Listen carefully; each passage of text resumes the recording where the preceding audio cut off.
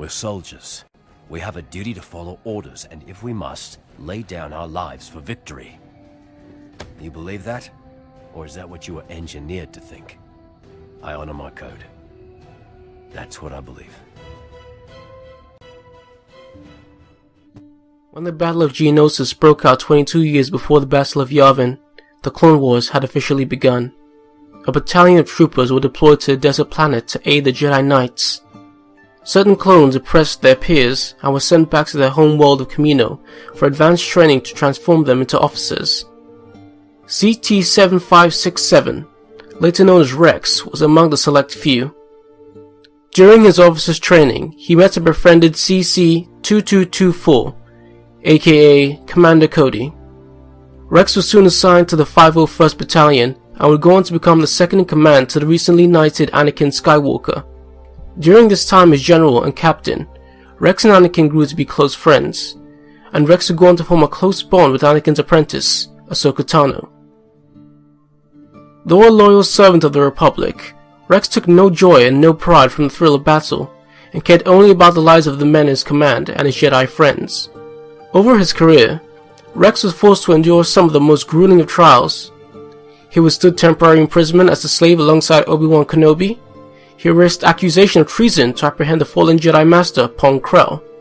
And he, along with Anakin, was tasked at apprehending Ahsoka upon being framed for crimes committed against the Republic. Soon before the war concluded, Rex gave up his position to another officer, and as such was not present for the execution of Order 66. Years later, after the rise of the Galactic Empire, Rex, along with Commanders Gregor and Wolf, would come out of retirement to aid a new band of rebels fighting to free the galaxy from the Empire's reign. Reuniting with Ahsoka, Rex proved his worth as a soldier once again. His ultimate fate remains to be decided. Captain Rex was a loyal servant of justice, a caring friend, and a fierce combatant. He was everything an ideal soldier was meant to be.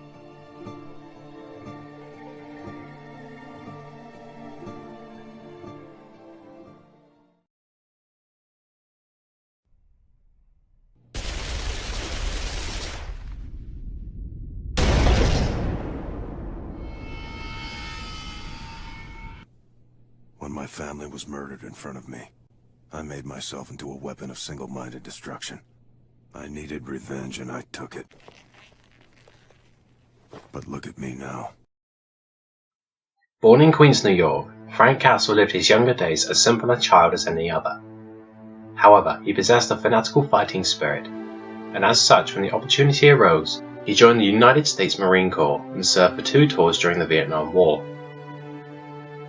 His passion for conflict was so extensive that he forged legal documents, changing his original name of Francis Castiglione to his current one, just so he could serve another tour. Nearing the end of his 3rd tour, Frank's base was overrun by Viet Cong forces. As the war veteran fought admirably through the hopeless scenario, a subconscious inner darkness called out to Frank, offering to satisfy his passion for endless conflict, at a price. Caught up in the blood-soaked adrenaline, Castle said yes. Upon being the only survivor of the incident, Castle retired from the military to return to his family, his wife Maria, his daughter Lisa, and his son Frank Jr., becoming a simple family man. However, the price for satisfying his former bloodlust had yet to be paid. One afternoon, Frank took his family for a picnic in New York's Central Park. During this time, the family bared witness to a mafia killing, and as such, the Castle family was fired upon, with the mob's intent on leaving no witnesses. Frank, however, survived.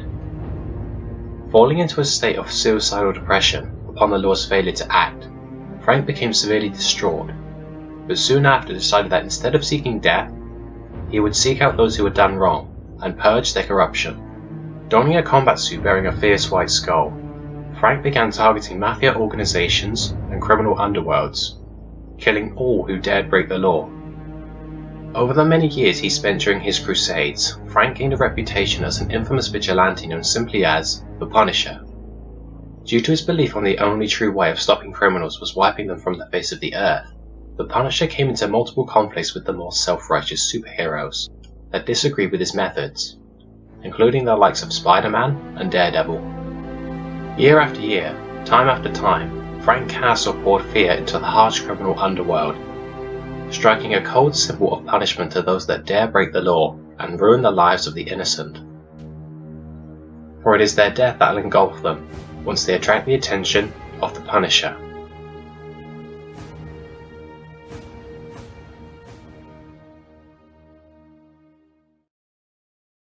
Just a quick disclaimer before we start. This collaboration between AI and myself will be a composite analysis of both characters. Captain Rex will be observed during the times of Season 5 and 6 of the Clone Wars, with legends and canon continuities being observed. Same goes for the Punisher, with appearances from Punisher Max, other namesake comic series, the Thunderbolts, and other various comic appearances being taken into account. With that said, we hope you enjoy Captain Rex versus the Punisher. Round 1.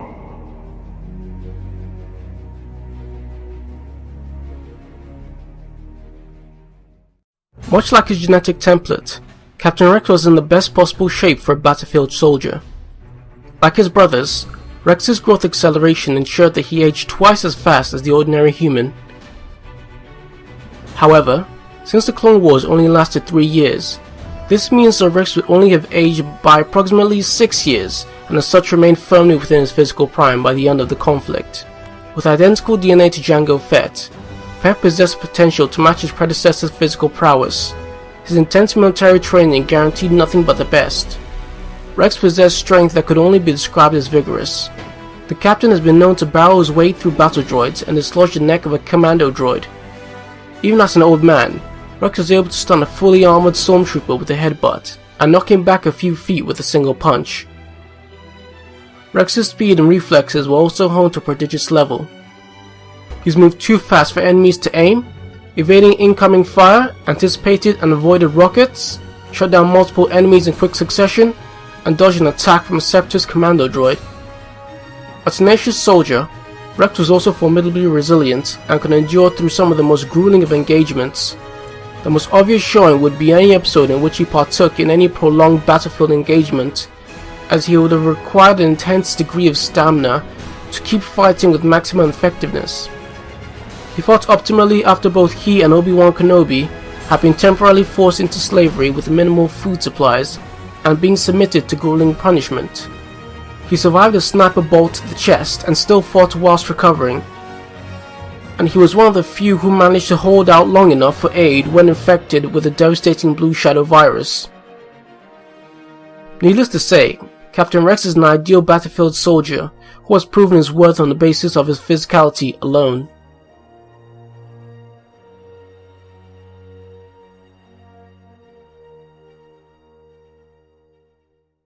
Despite the majority of his depictions portraying him as a man in his middle age, the Punisher's physical fitness is in nothing short of its absolute peak. His strength was extremely imposing.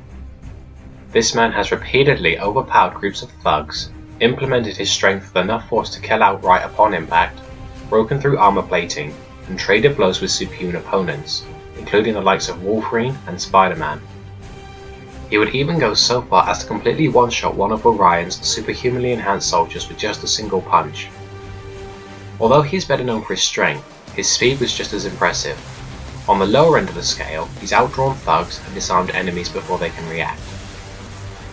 On a more impressive scale, he's been able to land blows on the incredibly fast martial artist Daredevil, he dodged energy attacks from the likes of Ghost Rider and Electro, and has managed to deflect and shoot Captain America and Daredevil's thrown energy shield and billy club, respectively, along with Spider-Man's web shooters. While acrobatics were a rare use of agility on Frank's part, he has used them in an impressive display to clear large gaps and rebound from potentially back-bending attacks. Obviously, the ability to dodge an opponent's aim was well within Castle's grasp. All of these achievements that Frank has gone on to accomplish have been done whilst operating at peak capacity and whilst under debilitating physical torment, whether due to extensive amounts of injuries or whilst heavily fatigued and poisoned, which leads us into the area that the Punisher is most well known for, his endurance and his durability. People such as Tony Stark and Nick Fury have both made note of his incredible tolerance to pain, and in Frank's own words, he hardly notices pain whilst distracted, which speaks volumes as to how well he can ignore such torment. He's fought the effects of being subjected to multiple close-range explosions and still remained on the run, along with continuing to fight after being riddled with bullets and knife wounds. And one of the arguably most impressive showings of this resilience comes from his depiction within the Dark Reign comics series, during his confrontation with Daken. During this ordeal, he suffered a bullet through the leg, a broken leg, sewage crawling through his wounds turning him septic, multiple stabbing wounds, had half of his face slashed off, was cut across the throat, endured the loss of an arm, and he still made the effort to come back for more.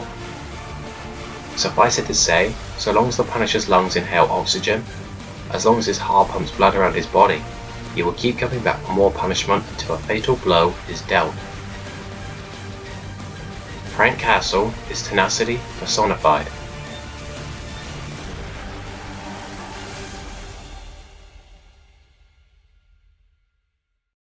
These two military veterans were born to take and deal ferocious amounts of punishment.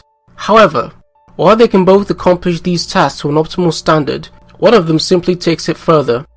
Reflexes and combative speed just see the minimal disparity between the two. Rex remaining untouched by commando droids and moving too fast for multiple battle droids to place their shots. The Punisher has performed similarly, having moved too quick for groups of thugs to land shots upon him, as well as having avoided and subsequently landed hits upon formidably quick opponents such as Daredevil and Spider-Man. A strength disparity would be marginal as well, but the Punisher's ability to overpower opposition of a greater physical capability than either himself or Rex should be a greater demonstration of brute physical power than the majority of what the clone captain can be attributed to. It is endurance and pain tolerance that prove the most significant factor in this field, however. Saying that Frank's tolerance to pain is greater purely because he has more showings overall would of course be nothing short of an unfair discredit to Rex. Still, those specific showings that Castle has often depict him fighting through more grotesque and debilitating injuries, even despite the additional durability afforded to the clone captain by way of his body armor. So, to conclude, the Punisher's reflexes are comparable, his strength should be at least to match that of his opponent, and his overall endurance is more significant. The Punisher is awarded the physical advantage. Round 2.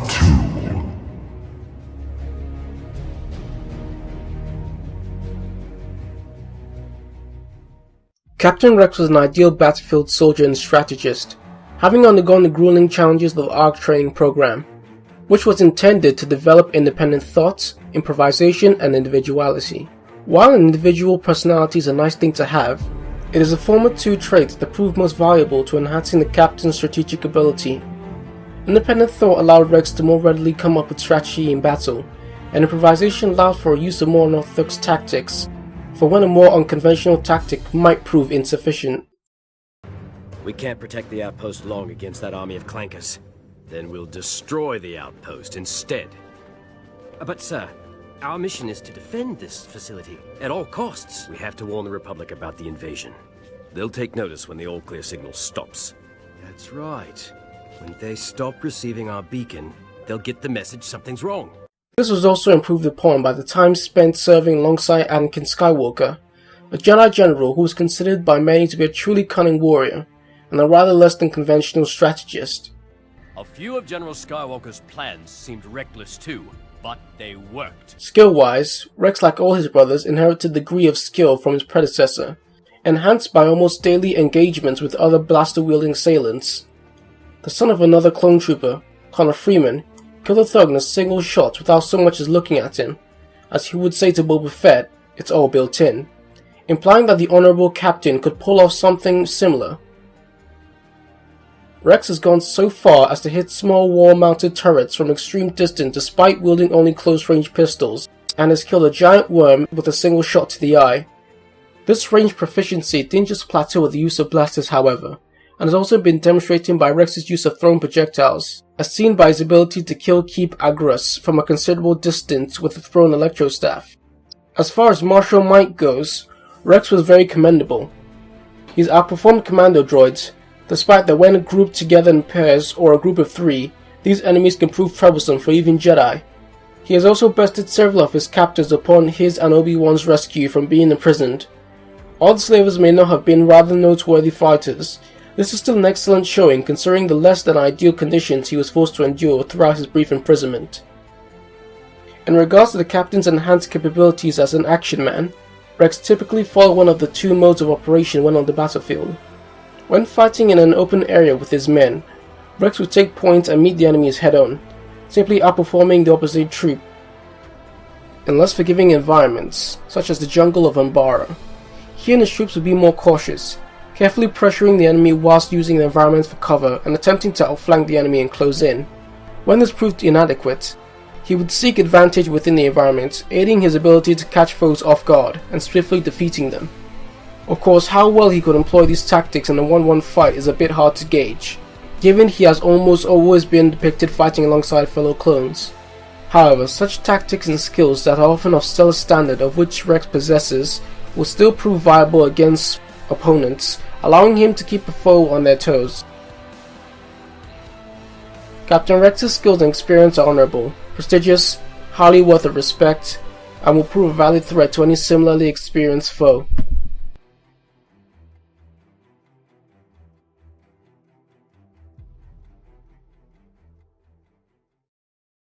Frank Castle was a well-respected and experienced war veteran, having served multiple tours in Vietnam and having been confronted by a multitude of superpowered opponents. His most common achievements and depictions are his showings of his ability to destroy large groups of fodder criminals. However, it is his showings against the heroes and villains that are naturally more impressive.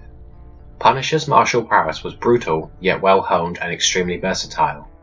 Throughout his various showings, he's been accredited with skills in Nash Ryu Jiu-Jitsu, Ninjitsu, Shorin Ryu Karate, Hwarang Do, and Jin Na. All of these combat forms place some level of focus around negating advantages an enemy may have, to even out an otherwise unfair fight. As such, this extensive level of training in close quarters combat makes Frank Castle extremely adaptable to a wide array of combat situations. As far as close quarter combat achievements go, he's defeated the world-class assassin Bullseye, and has gone toe-to-toe with master martial artist Daredevil on countless occasions. As a marksman, the Punisher is world-class. Basic long-range accuracy was out of the question. He's been depicted shooting clean through Hawkeye's bow and destroying Spider-Man's web shooters, and proceeded to land a successful hit on Spidey himself. He's also been known to apply his extensive precision skills to the use of thrown weapons and loose objects found in the environment. In addition, he's an expert or if not master of almost all weapon types available in his world, including extensive varieties of melee weapons, knives, and explosives, the latter two being items that he keeps extensive amounts of on hand. As a veteran who fought during the Vietnam War, Castle's tactical abilities were decidedly ingenious, deceptive, and highly unorthodox, a given due to one of the primary disciplines of his war experience being the use of guerrilla warfare tactics. As a result of this, many of the Punisher's victories in single combat have come through the use of unconventional tactics. While many would see this as a desperate way of achieving victory, or lacking skill, or even worse, a moment of plot convenience for the protagonist to win, this is not the case with the Punisher. There is quite literally no knowing what this guy has up his sleeve. Although winning by way of cheap shot is an inconsistent showing for many fictional combatants, this is something that the Punisher does do on a consistent basis. As a result, he's gone so far as to use anything within his visual proximity as a lethal weapon. He incorporated the use of his firearms into his martial skills, has caught opponents off guard with the most grotesque of cheap shots, played enemies against each other to negate their advantage in numbers, and has even shot through himself to simply hit enemies behind him. This sort of unrelenting focus isn't a result of lacking skill, or a showing of the Punisher being a simple brute. It comes from his ability to recognize when he's outclassed, and what specific advantages his enemy has, and as a result he won't draw out a fight any longer than he has to. All these skills and smarts have allowed the Punisher to gain a reputation as completely unrelenting and highly seasoned vigilante, who has gone so far as to hold his own against or defeat the likes of Ghost Rider, Electro, Daredevil, Blind Spot, Spider-Man, Elektra, Bullseye, Wolverine, Black Widow, and countless more. To say the Punisher is a force to be reckoned with would be an understatement.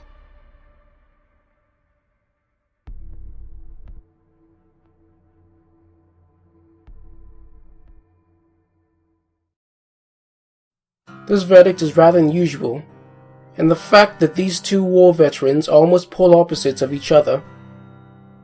Rex is the honed and disciplined battlefield soldier, primarily geared towards the large-scale engagements on the open battlefield, whereas Castle follows a less than conventional approach, fighting in a similar fashion to that of guerrilla warfare.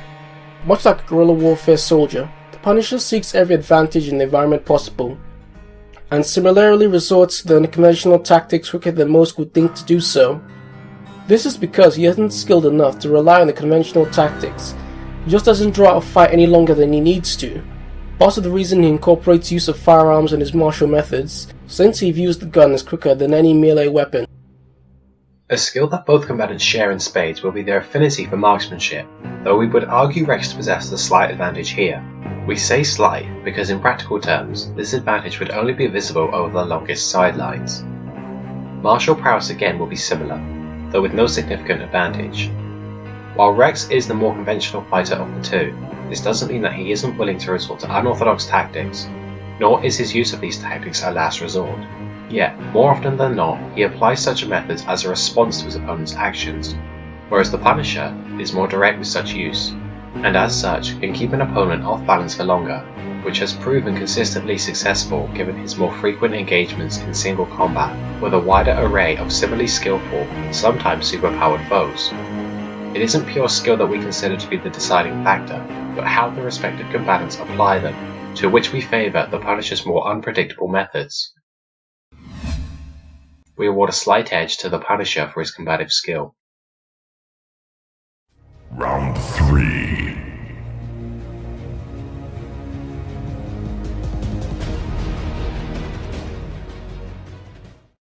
Captain Rex carried some of the standard clone armament into battle.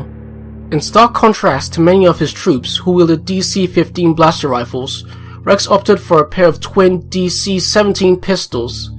Designed for close-range combat, these single-handed firearms sacrificed a degree of long-range ability, but provided greater maneuverability and bolstered their effectiveness in close quarters. Rex was also adorned in the standard clone trooper armor. The armor was comprised of Durasteel. Durasteel was capable of reducing the effects of kinetic impacts, protected the wearer from blaster fire, and held a very minor resistance to the effects of lightsaber blades. Much like a Mandalorian's, Rex's helmet featured an internal supply of oxygen, a T-shaped visor helmet with a fold-down rangefinder, which could be of benefit when fighting enemies at a distance, and also came equipped with night vision, ensuring Rex had a clear view at all times.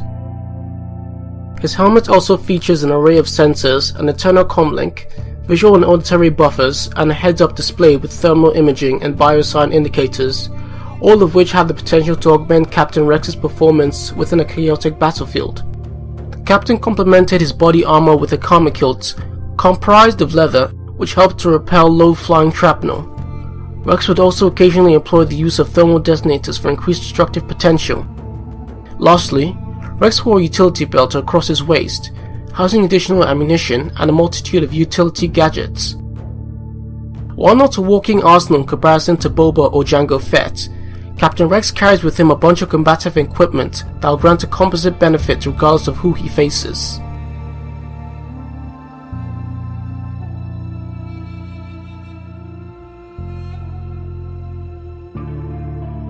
The Punisher is a walking armory. He owns an extensive arsenal of some of the most advanced weaponry available, confiscated from superpowered beings such as Norman Osborn, aka Green Goblin. However, given that the standard format of the Versus series requires that the respective combatants be thrown in with no prior knowledge of the fight, this means that they are only equipped with their standard loadouts, or in other words, the weapons they keep on hand on a consistent basis. Within these more consistent depictions, the Punisher's loadout was more conventional, and he would employ standard military-grade hardware to his use, customizing them to his preference. However, It is rare to see him wield identical loadouts throughout his multiple missions. The specifics behind them are often vague. Instead, I turn to his namesake 2014 comic series, within which he used a rather extensive loadout during the riots. This loadout consisted of a Cry 612 modular breaching shotgun, used for close quarters combat, firing 6 high-powered 12-gauge cartridges, a hands-free assault rifle that allowed for quick weapon switch times, presumably an M16, his preferred rifle of choice, a pair of Caspian 1911s, typically changed for the compact but otherwise powerful 45 ACP round. Amongst all of this, he carried a plethora of thrown weapons, such as flashbangs and frag grenades.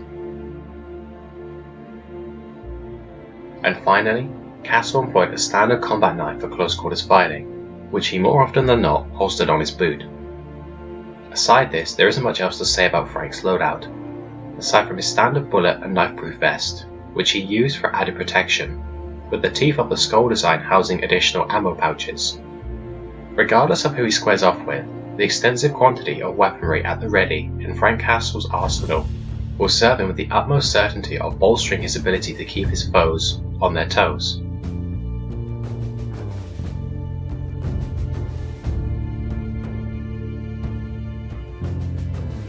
While the Punisher's loadout consists of a higher multitude of weaponry, the specific weapons and armor wielded by the 501st Commander are simply more advantageous to have in a firefight. It's a case of superior supply versus superior performance. The bulletproof clothing that the Punisher wears isn't exactly blaster-proof. By contrast, Rex's armor has the ability to protect from both blaster fire and bullets. Of course, this isn't to say that the Punisher's weaponry will be of no benefit, as there are still weak points within his suit, and the impacts of Frank's high-powered weapons such as the shotgun can still be used to keep Rex off balance when employed correctly, but that would come down to skill, which is in a completely different category. Captain Rex gains the edge for his weaponry and equipment. Final round.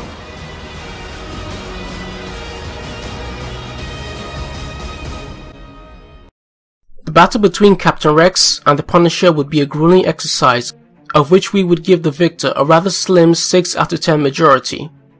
We'll set this fight up at an underground parking lot strewn with vehicles for cover. Starting as a typical firefight, the opening engagement would be a contest of equal to near marksmanship. At this range, neither combatant will hold enough of an advantage to win, and as such, both would need to get closer to the enemy in order to secure a more successful hit on target. Deducting that he is in opposition of a superior weaponry, the Punisher realizes that attempting to win at a distance would prove as nothing more than a crapshoot of a stall tactic. Tossing a grenade or flashbang for mere distraction, he bounds over and between the littered vehicles to gain greater positioning against his foe.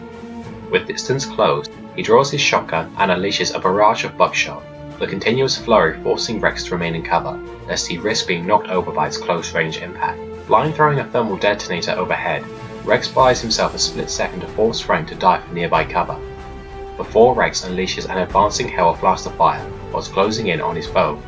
Anticipating his opponent's movements, the Punisher waits till Rex is close and bursts from cover, throwing a barrage of punches at his foe. Rex expertly defends consistently and appropriately, but he doesn't anticipate an incorporated quantity of lead projectiles soaring in his direction. When impacts with his knee, no damage is dealt, but the split second for which he is off balance buys Frank enough time to lunge forward, forcibly remove one of Captain Rex's pistols from his grasp, but not before he is hit in the shoulder by a seething bolt of plasma. Vigor renewed, perseverance undying, determination unfaltering, Castle ignores the burning pain in his shoulder, tanking his counterparts for fine martial might with the relative efforts of thrown-in blaster fire. He keeps Rex off balance just long enough to secure a leg shot, and uses his slightest moment of distraction to rid his enemy of his weapon, and either follow up with an executional-style headshot, or a swift removal of Rex's helmet followed by a knockout strike. And so we declare Frank Castle, the vengeful vigilante, the Punisher, the winner. Well, ladies and gentlemen, we hope you enjoyed this installment in the Crossover Versus series. If you haven't already, I urge you all to check out AI's channel, which is linked in the description down below. I guarantee you will enjoy the quality of his content. Well, I'll leave you all to leave your thoughts, comments and questions down below, and I shall see you all next time. May the Force be with you.